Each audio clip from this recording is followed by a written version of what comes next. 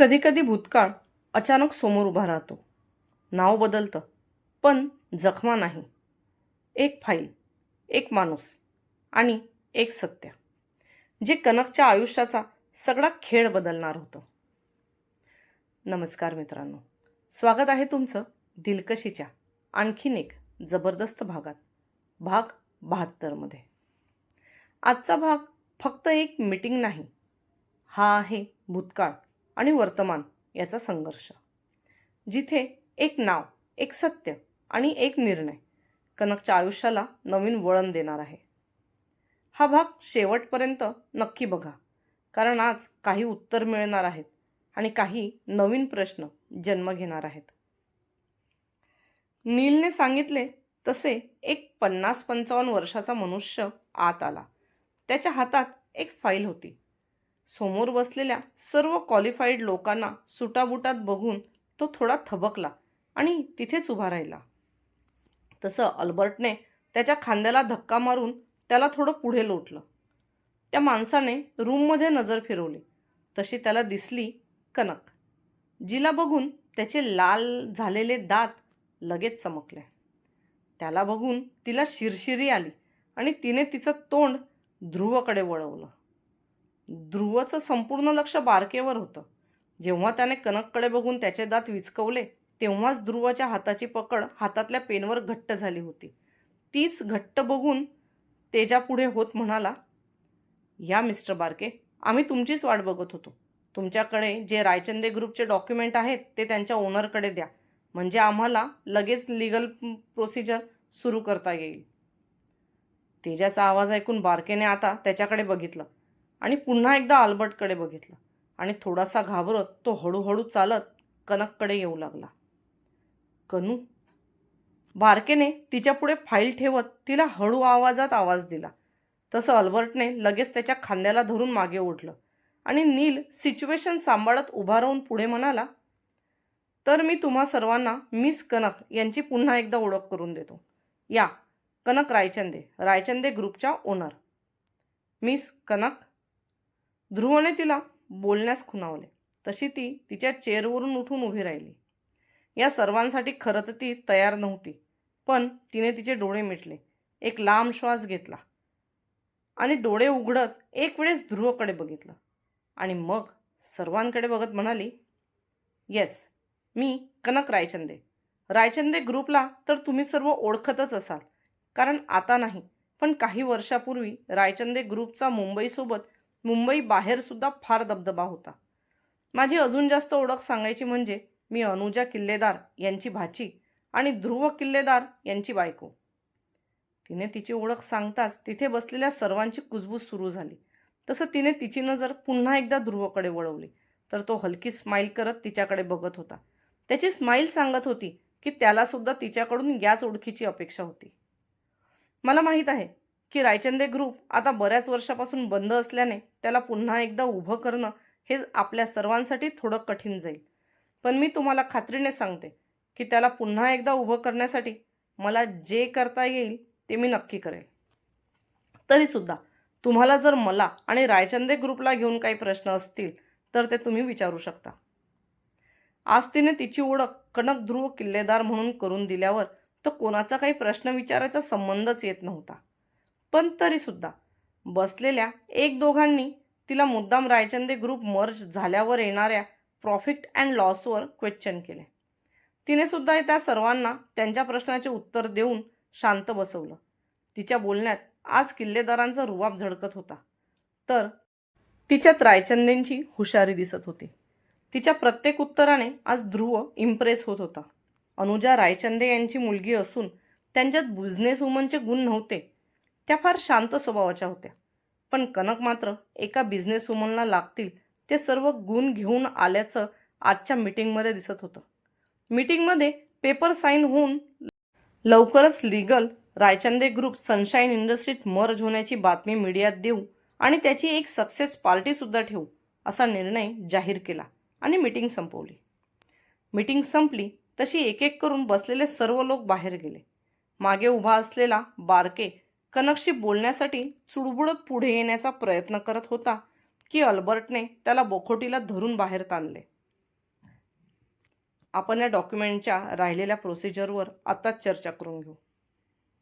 कनक तिची फाईल हातात घेऊन बाहेर जायला निघणारच होती की ध्रुवने तिला सांगितलं. तसं राहिलेले 1-2 लोकसुद्धा उठून बाहेर गेले. शालिनी तिथेच मख्खासारखी उभी राहिली. तसं ध्रुव तिला म्हणाला, मिस शालिनी, आजच्या मीटिंगचे नोट्स काढून उद्या लीगल डिपार्टमेंटची मीटिंग अरेंज करा. त्याने तिला काम सांगताच तिचा नाईलाज झाला आणि ती सुद्धा कॉन्फरन्स रूमच्या बाहेर गेली. ध्रुव, तो माणूस. सर्व बाहेर गेलेले बघून कनक लगेच त्याच्याजवळ येऊन त्याला म्हणाली, relax angel. First let me congratulate you and then answer all your questions in the comfort of a cup of coffee. खुर्चीवरून उठला आणि त्याने तिला त्याच्या मिठीत घेतलं. ध्रुव, ऑफिस. ती बोलतच होती की त्याचे ओठ तिच्या कपाळावर टेकले. Congratulation mister Kanak Dhruv Killedar. त्याचं बोलणं ऐकून तिने समाधानाने तिचे डोळे मिटले. तुला खरंच सांगतो, या क्षणाची मी गेले किती महिने झाले वाट बघतो आहे. पण फक्त तुझी स्वतःची जोपर्यंत इच्छा होत नाही तोपर्यंत मी सुद्धा तुला जबरदस्ती करणार नव्हतो. पण आज, असं म्हणत त्याने तिच्या भोवतीची त्याची मिठी अजून घट्ट आवळली. खरं तर मी त्या दिवशीच तुमचं आणि विक्रमचं बोलणं ऐकलं होतं आणि त्यांचं म्हणणं एकदम खरं होतं. मला या नावासोबत येणारी जबाबदारी केव्हा ना केव्हा तर घ्यायचीच होती. त्यापासून मी अजून किती दिवस पडू शकत होते. आणि आज तर माझ्याजवळ ही संधी स्वतःहून चालत आली. मग मी थोडीच सोडणार होते. तिने हळूच त्याच्या छातीवरून तिची मान थोडी वर करत त्याच्याकडे बघत त्याला म्हटलं, I love you my girl. त्याने हळूच तिच्या ओठांवर ओठ टेकवत स्मूच केलं. तो माणूस इथे काय करत होता आणि त्याच्याजवळ आमच्या फॅक्टरीचे डॉक्युमेंट कसे काय? आता दोघेही आपापल्या खुर्चीवर आरामात कॉफी घेत बसले होते तेव्हा कनकने त्याला बारकेबद्दल विचारलं. रायचंदे ग्रुप पुन्हा नव्यानं उभं करण्यासाठी त्याची डिटेल्स काढत होतो तर समजलं की सध्याला त्याचे डॉक्युमेंट कोणी बारकेजवळ आहेत आणि मग तपास सुरू केला. त्याने त्याचे खांदे उडवत उत्तर दिलं, पण त्याच्याकडे आमच्या फॅक्टरीचे डॉक्युमेंट कसे आले? मामा मामींच्या डेटनंतर आजोबांकडून फॅक्टरी सांभाळली जात नव्हती म्हणून त्यांनी ती फॅक्टरी दुसऱ्याला चालवायला देण्याचा किंवा एखाद्या चांगल्या कंपनीत मर्ज करण्याचा प्रयत्न केला. पण तुझे मामा तुझा सांभाळ करत असल्याने त्यांनी त्या फॅक्टरीवर त्यांचा अधिकार सांगितला, जो आजोबांना मुळीच आवडला नाही. त्यांनी त्यांच्या या गोष्टीला खूप विरोध घातला. पण तुला तर माहितीच आहे, आईने डॅडसोबत लग्न केलं. त्यानंतर आजोबांची तशीही तब्येत काही ठीक राहत नव्हती. त्यात मामामामीचा ॲक्सिडेंट, कंपनीची जबाबदारी, हे सगळं त्यांना झेपलं नाही आणि त्यांनी अंथरूण धरलं. आजीने कधी बिझनेसमध्ये यापूर्वी लक्ष घातलं नव्हतं म्हणून तिच्यासाठी सुद्धा हे सगळं नवीन होतं. तिच्याने हा बिझनेस होणार नाही हे लक्षात घेऊन आजोबांनी त्यांच्या शेवटच्या काळात ती फॅक्टरी बंद केली आणि ती फॅक्टरी तू 18 वर्षाची झाल्यानंतर तुझ्या ताब्यात द्यावी अशी विल बनवली. त्यांच्याजवळ जो काही जमा पैसा होता तो त्यांनी एका ट्रस्टला देऊन त्यातून तुझ्या पालनपोषणासाठी तुझ्या मामाला खर्च द्यावा अशी ही तरतूद करून ठेवली. त्याने तिला हळूहळू त्याच्याजवळ असलेली रायचंदे ग्रुपची माहिती सांगितली. त्यात त्याने तिच्या आईवडिलांच्या ॲक्सिडेंटबद्दल तिला सांगणं कटाक्षाने टाळलं. पण मला तर फॅक्टरीचे कोणतेही कागदपत्र मिळाले नाहीत. त्याने दिलेल्या माहितीप्रमाणे ती 18 वर्षाची झाली त्यानंतर तिला या फॅक्टरीचे डॉक्युमेंट मिळायला हवे होते. ज्या ट्रस्टजवळ ते डॉक्युमेंट ठेवले होते त्यांचा वकील तू 18 वर्षाची झाल्यानंतर तुझ्या मामाच्या घरी आला होता. पण तुझ्या मामाने त्याची तुझ्याशी भेट घालून न देता त्याला थोडे पैसे देऊन ते डॉक्युमेंट त्याच्याकडून स्वतःच्या ताब्यात घेतले. पुढे तर तुला माहितीच आहे, तुझं 18 वर्ष पूर्ण झाल्यावर तुला दर महिन्याला मिळणारी रक्कम बंद झाली. तुझे मामा मामी ती फॅक्टरी विकून पण शकत नव्हते म्हणून त्यांनी तुझं लग्न त्यांना भरपूर पैसा देणाऱ्या बारकेसोबत ठरवलं. असं म्हणून तो थांबला आणि त्याने तिच्या चेहऱ्याचं निरीक्षण केलं. ती तर तिच्या मामा मामीसोबत घालवलेल्या त्या दिवसांमध्ये अडकली होती. जे तिच्यासाठी खूप त्रासदायक होते. त्या लग्नाला सुद्धा तिने विरोध घालण्याचा खूप प्रयत्न केला होता. त्या बदल्यात तिला मामीकडून भरपूर मारही मिळाला होता.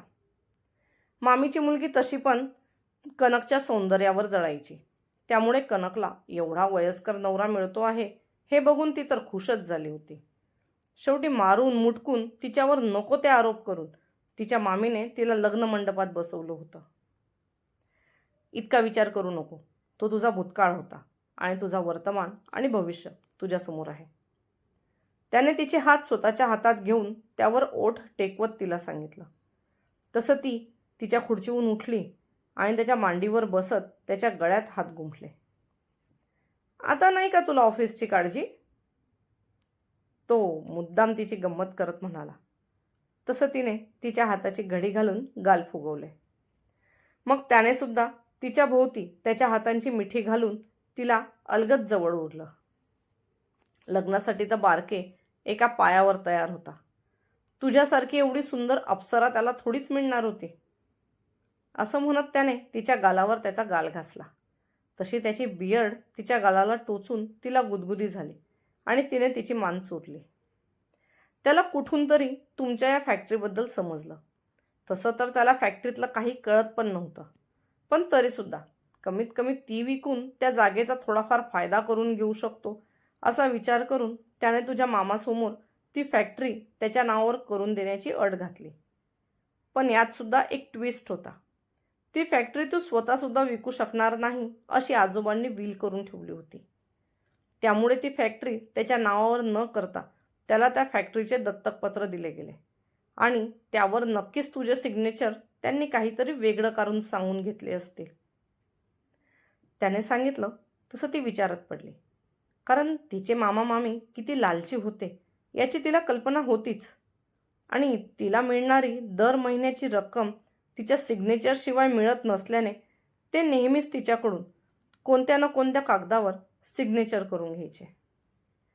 एखाद्या वेळेस त्यांनी तसंच काहीतरी सांगून तिच्याकडून या दत्तकपत्रावर सिग्नेचर करून घेतली असतील असा विचार तिच्या मनात चमकून गेला. तिने ध्रुवभोवती तिच्या हाताची मिठी घालत देवाचे मनोमन आभार मानले की त्या दिवशी त्याने वेळेवर येत ते लग्न थांबवलं आणि तिला त्याची अर्धांगिनी बनवलं. काही लोक भूतकाळातच राहिलेले बरे असतात, कारण ते परत आले की जखमा पुन्हा जिवंत होतात. विश्वासघात जेव्हा आपल्या माणसांकडून होतो तेव्हा माणूस तुटत नाही, तो बदलतो. आणि आज कनक फक्त बदलली नाही तर ती स्वतःसाठी उभी राहिली. जर तुम्हालाही वाटत असेल की कनकने आज तिच्या आयुष्यातलं सगळ्यात मोठं पाऊल टाकलं आहे तर लगेच लाईक करा. आणि पुढे काय होणार? बारके पुन्हा काही खेळणार का? हे जाणून घ्यायचं असेल तर चॅनलला सबस्क्राईब करून बेल आयकॉन दाबायला विसरू नका. तुमच्या मते कनकचा भूतकाळ अजून किती गडद आहे? आणि ध्रुव खरंच सगळं जाणून आहे का? तुमचे थॉट खाली कमेंटमध्ये नक्की सांगा, कारण तुमचा प्रत्येक अंदाज पुढच्या भागाची दिशा ठरवू शकतो. धन्यवाद.